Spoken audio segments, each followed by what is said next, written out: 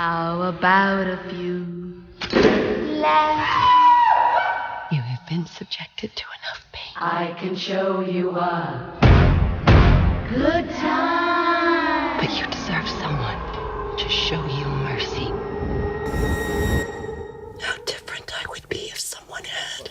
What was your first reaction upon getting this role? Were you a fan of the original? I'm very much a fan of the original. I mean, the concept, this is why it's so great talking to people about this project, especially, people that are so obsessed with One Who Flew Over the Cuckoo's Nest. They're like, oh, it's about her. Oh my God. So, gosh, getting this role, it's funny because I actually auditioned for another role, and then I was lucky enough to get Lily Cartwright. So, which by the way, I'm still pinching myself to, not only be in it, but just to be like around geniuses of that level. I was just, are you sure that you want me here? Right. Yeah, no, I am positive. Like you said, you're surrounded by, Ryan Murphy is an absolute genius with everything that he does. And one of the most amazing things about it, it's always a common theme, is he has such an ability to create such inclusivity with his characters. Especially your character, without giving anything away. It has an amazing storyline and an arc. How important do you think it is to have characters like that in a show? I think it's essential. I think that's, we're not going to go back to the times when characters like this didn't exist on TV. I think it's not only essential, but it's just makes everything so much more interesting, right? But the thing is, and this is very evident in the original film, is frankly the barbaric nature of the medical world, especially for some marginalized communities. It frankly, up until, it was truly, I think medieval is really the word for it, right? Yeah. And especially how it was used almost as a weapon, against certain people. It was, first of all, it hits you right in the chest when you get to, play a character like that that's experiencing things like that. It really, I kind of had to shake it off for a few days. You know what I mean? Yeah. Like you do the scenes and you're like, I need to go for a walk and just take a minute. And I was like, girlfriend needs a glass of wine. Yeah. I mean, but it's just incredible and it's, even to this day, humankind just does such awful things to its own. And yeah. I mean, it's, as you said, it was used sort of like a weapon in the idea of what is mental illness and why is something like that considered a mental illness kind of thing. It's heartbreaking.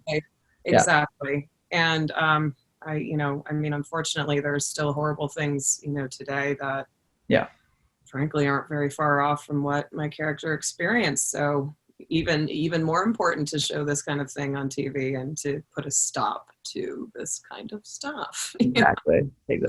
Well, I mean, you have this amazing career that you've had so far, as well as, getting a chance to do these projects, but you have you had a sort of an in-house acting teacher with you kind of growing up. My poor dad, much to his, not chagrin, but he was just like, yeah, it's, I guess you could say it's in my bones, my blood. I'm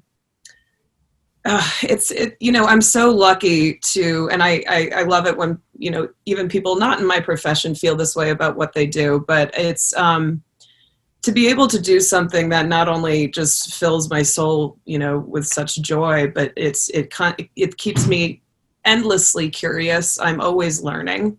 I truly never feel more myself and more happy than when I'm doing the work that I love, which is why I can't wait for COVID to be over.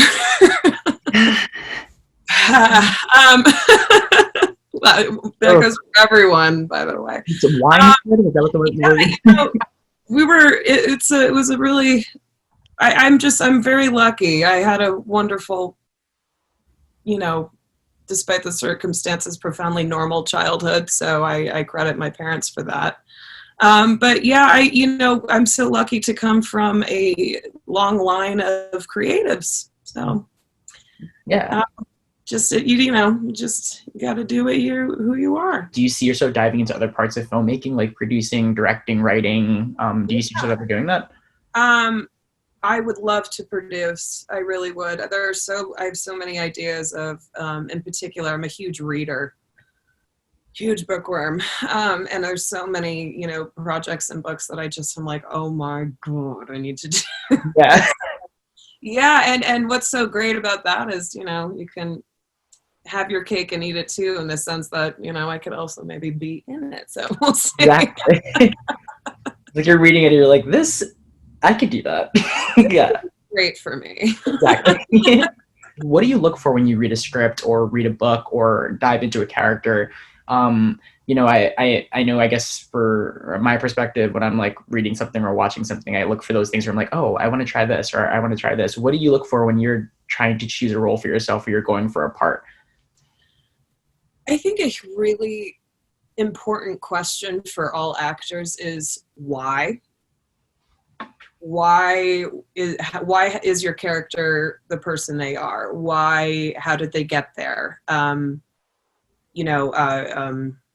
I think that's a really important question. So I always, even there's, as with the human condition, there's so much complexity to it. And, take Nurse Ratched, for example, somebody who is just so famously, evil, basically, or to that, that's how we know that character. But nobody, I'm of the opinion that nobody's born evil. There's always a reason as to why they got there and why they have that mindset, and in her case, kind of what horrible things happened in as a child, or what traumas happened, because there's so many layers to what makes a person. Mm-hmm. So I think a really important question is why. Yeah. Simply. Yeah. Yeah, no, it's amazing. I almost felt like when and feel free to correct me, but I always felt when I was watching your character, it really stood out to me because it seemed like she was also discovering who she was and also hiding who she was at the same time. Absolutely. Yeah. Absolutely. And my character really, she just breaks my heart. To be in her situation back then, and also on top of that, also just being a woman back then, she, as a woman back then in the late 1940s, early 1950s, like I really tend to think about my grandmother, because she truly was a victim of she had obviously different circumstances than my character, but she was just the times were just so cruel. Mm-hmm. I don't know how else to put it. And, people were, if they didn't understand it, it became a negative in their eyes, just to be fearful of. It's the idea of like what people don't know. Right. Yeah.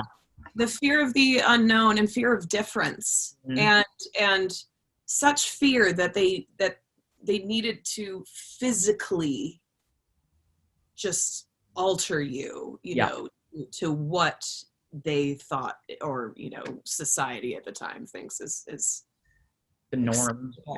Yeah, exactly. So cruel, the times were cruel. What do you want people to get out of Ratched? I think with particular my character's arc, I think it's a clear portrayal of the horrors of what was done to people, and just the persecution of difference. And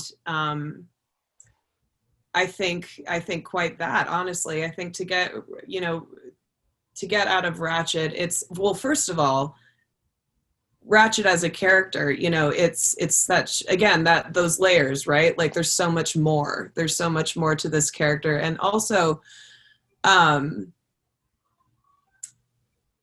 think I like that statement I just said. I think honestly, it's the insanity of what we used to do to people that were different, and how, I think, it's so apropos to today, isn't it? So, yeah.